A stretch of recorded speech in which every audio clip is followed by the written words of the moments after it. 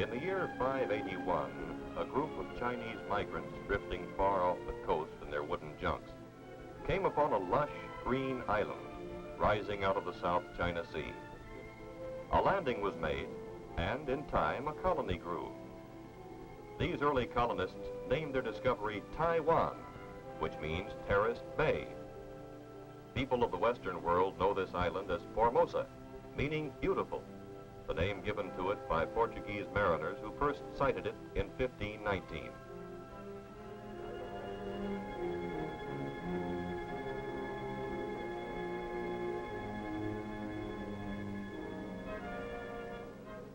Lying like an emerald leaf in the vast eastern Pacific basin, Formosa, with its more than 10 million people, is about the size of our state of Maryland.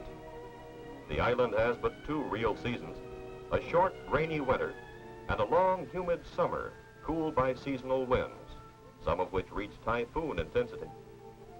Formosa has known many masters over the centuries. In 1634, the Dutch made a brief attempt at colonization, and in the city now known as Tainan, built this rugged stone fortress called Zealandia. The Chinese patriot, General Koxinga, drove out the Dutch in 1661, and for a time re-established Taiwanese independence. With the death of General Koxinga in 1683, the island fell under the rule of the Manchu dynasty. In 1894, a dispute over control of Korea arose with Japan. In the ensuing war, the Japanese armies easily vanquished the poorly equipped and trained Chinese. To the victor belongs the spoils. Taiwan and her small neighboring island, the Pescadores, were ceded to Japan as a partial indemnity payment in the Treaty of 1895. The Japanese, who then controlled the island until the close of World War II, called it the Land of High Mountains.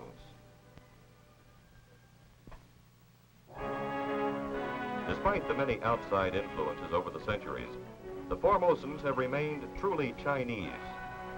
There has been no intermarriage with the island Aborigines and very little with the Japanese. Today they are a pure, vigorous, and vital race. Their dialects and customs are but little altered from those of their ancestors in Fujian province on the China mainland. All of her many colorful names, beautiful, terraced bay, land of high mountains, can present but a surface glimpse of Taiwan, for her real destiny is in the hearts of her people. Today they stand alone as the home and last hope of free China.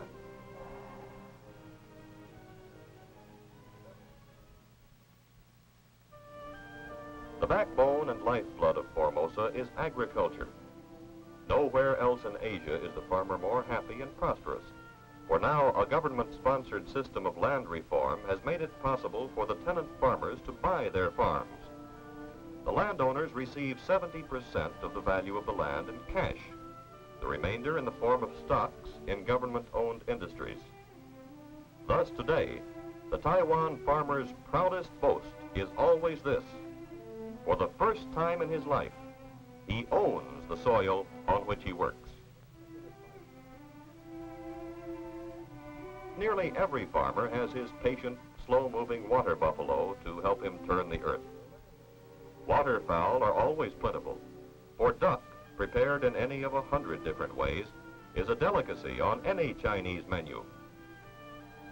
With American advice and technical assistance, Formosa is rapidly becoming an agricultural show window for all of Southeast Asia. Her land areas are limited, and to keep pace with the ever-growing population, farming methods must constantly be improved to give a higher crop yield. The average farm family of 7 working adults and numerous small children subsists unbelievably on 3 acres of ground. Nowhere else on earth is the land so intensively cultivated. Not a single square foot of tillable soil is wasted. Rice, of course, is the staple food of the people and the nation's #1 crop. The island's subtropical climate is so ideal for its growth that in many areas 2 crops a year can be harvested with an annual total of more than 2 million tons. Taiwan is unique among Asian countries in that she grows more rice than she needs. 200,000 tons a year are exported to Japan and Southeast Asia. Rice needs, besides plenty of water, much back-breaking hand cultivation. There is a folk song popular among Asian peoples, the refrain of which goes, "Planting rice is never fun. Bend your back till setting sun."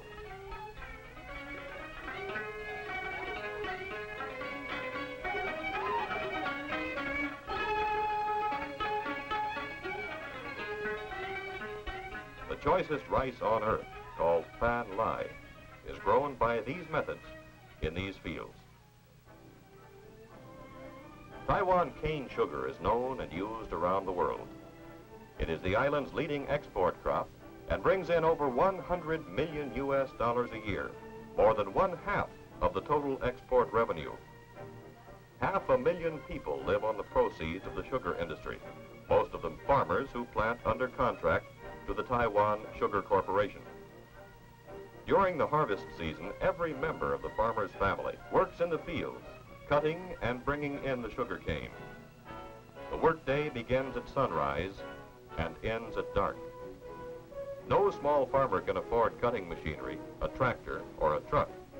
His only power tools are his family and the good muscles of his back and arms. For transportation to the sugar mills, he relies on the ponderous, slow-moving water buffalo. The farmers of Free China have come far in 10 short years. Despite limited land areas and lack of modern machinery, they are now able to produce ample food for all the island's people and even export a surplus to other less fortunate countries. No beggars ever roam the city streets, for famine and hunger are now unknown on Taiwan. During these pioneer years of development and modernization, America is playing an important role in her progress, not only in rural areas, but also in industry. Have you ever wondered what happens to your old car after its useful life is ended? The answer might well be here at the Tang Ing Iron Works in the city of Kaohsiung in southern Taiwan. Here, scrap metal purchased from the United States is resmelted into the hundreds of steel items needed by a young and growing nation. Nails, wire, construction steel. Even the frame of the student's bicycle might have once been part of the frame of your 1940 Chevrolet. The fires in the Tang Ing furnaces never die. In the last decade, melted scrap metal has enriched the Formosan economy with more than 100,000 tons of quality steel per year. Never in history has there been a shortage of labor in the Orient. For hundreds of years, the Chinese have devised ingenious methods of replacing heavy machinery with mass human muscle. Now, more than ever, is this true on Formosa, as a flood tide of thousands of refugees from the mainland pours over the island in the hopes of finding work in one of the new industries. And work is found for all who come. In 10 years, more than 6,600 new factories of all kinds have been built, and all are expanding and prospering. This mushrooming of industrialization has raised the Formosan standard of living to a place in the Orient second only to that of Japan.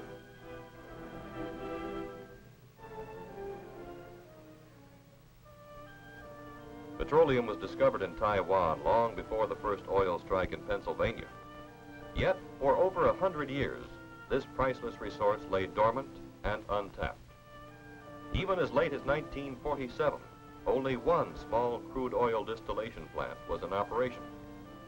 Today, the Chinese Petroleum Company operates 3 large distillation units, as well as the thermal cracking unit for the production of high-octane gasoline. Other units recover and refine the byproducts of petroleum once wasted. These include coal tar, asphalt, kerosene, mineral oil, and chemical dyes. Oil, traditionally used in past centuries to keep the flickering lamps burning, now turns the wheels of industry and powers the jet planes of Free China.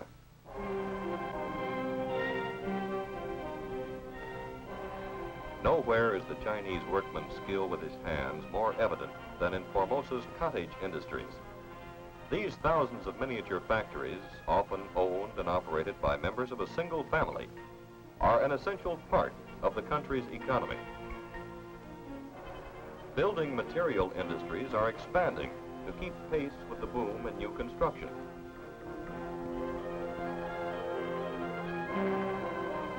Brick factories dot the countryside, especially in the southern and central areas of the island. Here, women workers display the skill and strength of men as they move the heavy carts about. Wet bricks are first sun-dried on outdoor racks, then heat-cured in huge kilns.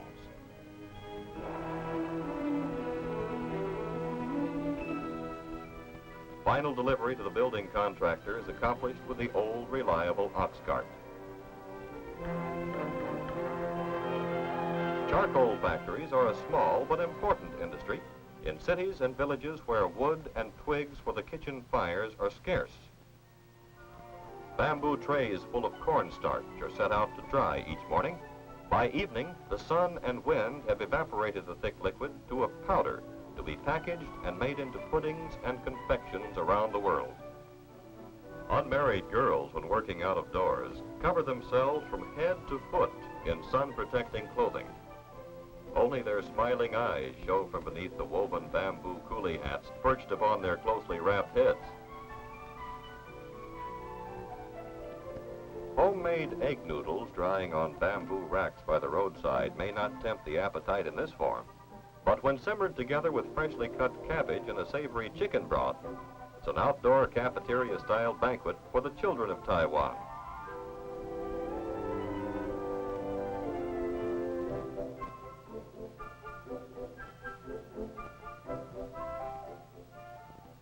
Scholarship, long a badge of universal esteem to the Chinese, is now available to everyone. Gone forever are the feudal times when only the children of the rich could afford to be educated. Today, with free tuition, modernized teaching methods, and such added incentives as field trips and audio-visual aids, more than 95% of Taiwan's younger generation attend schools. Boys and girls in school uniforms love to visit historical landmarks, such as the museum, which houses relics of General Koxinga's reign. But, even as in America, the increase in students has raced far ahead of school building construction. In fulfilling the eager search for knowledge, classrooms operate on a 3-shift-a-day basis. Schools open at 7 o'clock in the morning and close at 8 in the evening. As a result, not only basic literacy, but higher education as well is becoming a way of life to the Taiwanese. Even remote farm families have children away at a college or university.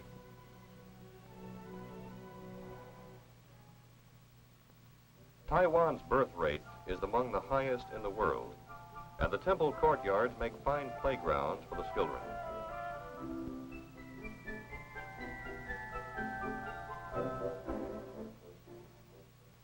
Overhead, the frowns and savage grimaces of legendary Chinese fairies and dragons frighten away the evil spirits.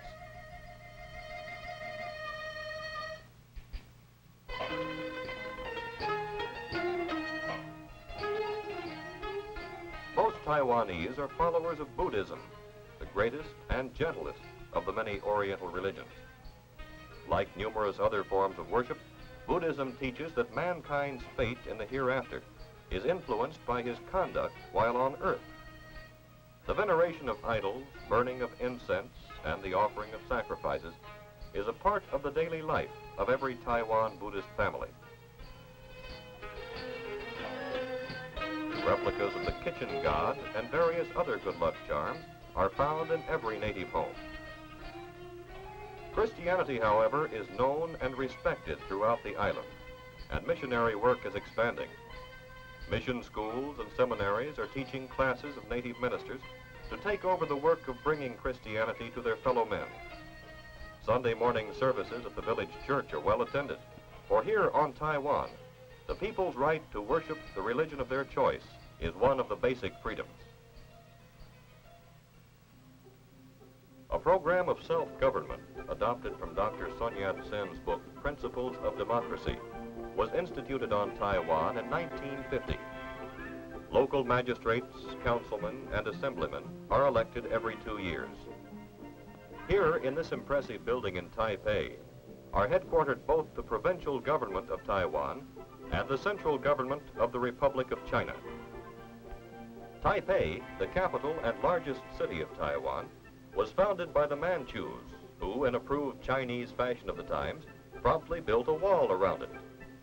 During Japan's 50 years of rule, however, the wall was largely destroyed, and only the south gate now stands as a memento of days long past. At the center of town, broad, tree-shaded avenues with multiple traffic lanes reflect Western influence in stark contrast to the narrow, winding, cobblestone streets of ancient China.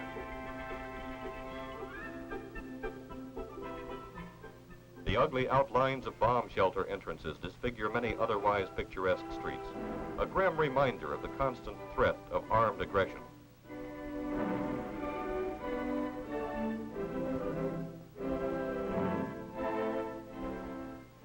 Motion pictures from the United States, Japan, and Hong Kong are shown throughout the island in more than 500 theaters.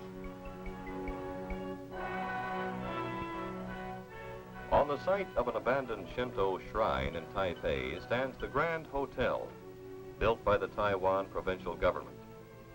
Brilliantly lacquered columns and many-tiered pagoda-style roofs, reminiscent of Peking's Forbidden City, surround the Golden Dragon Wing. Here, the visiting dignitary or diplomat may enjoy all the comforts of home, wherever his home might be, including a gourmet's choice of fine Oriental and Western foods. Kipling once wrote, "Never the twain shall meet." But here on Taiwan, the traditions and customs of West and East blend into a harmonious and tranquil way of life.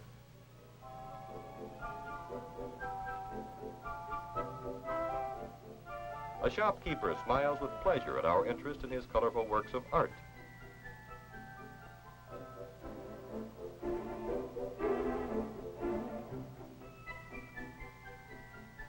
An open-air restaurant.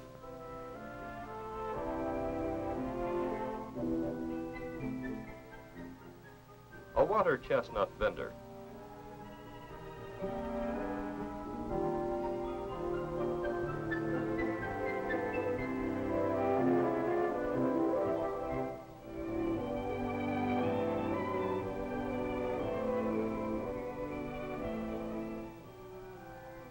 All lend the atmosphere and enchantment of ancient China.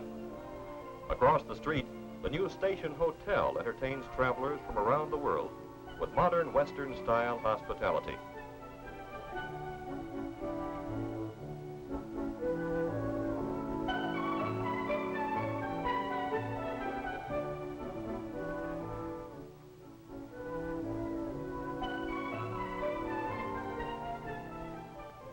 On a teeming side street, a candy man shapes a sweetened almond paste into picturesque little birds and animals.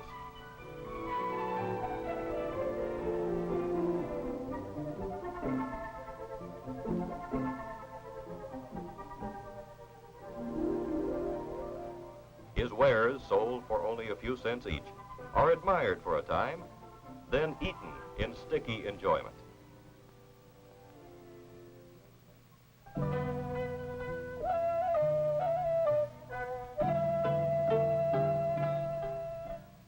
Plaintive sounds of drum and flute clear the thronging streets.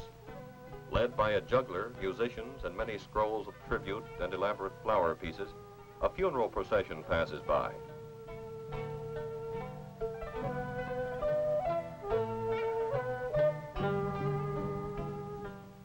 Many of the mourners are professionals, hired for the occasion, and have no connection or relationship with the deceased. Others, of course, are sincerely bereaved.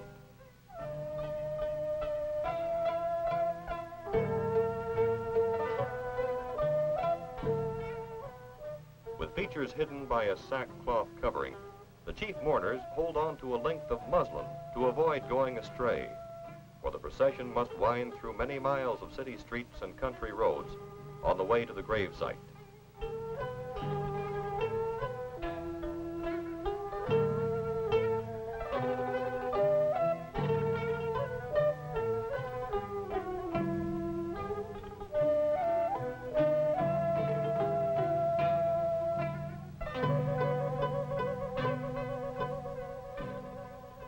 coffin is heavy and cumbersome, and its 32 carriers signify to onlookers that the honored deceased was a person of great wealth and influence.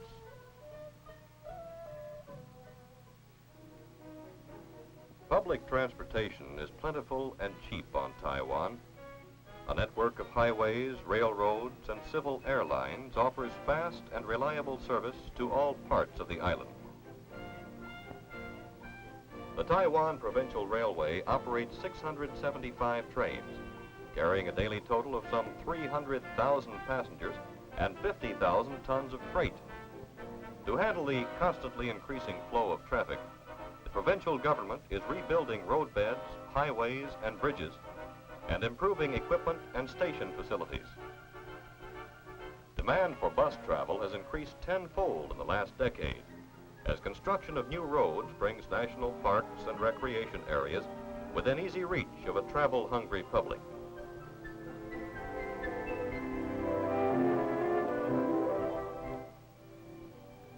The spring and autumn pagodas in southern Taiwan are a favorite for outdoor parties and picnics, and are easily accessible by a short bus ride from Kaohsiung.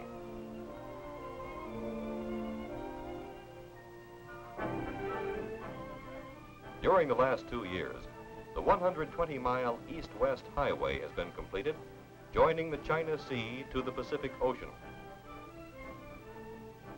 This sky-high roadway crosses the towering 10,000-foot passes of the Central Mountain Range and winds its snaky trail through Taroko Gorge, comparable in scenic splendor to California's Yosemite.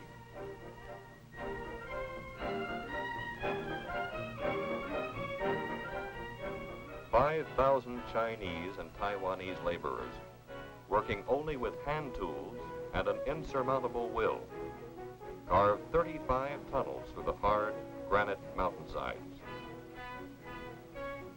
5 modern bridges span the cavernous valleys and ravines.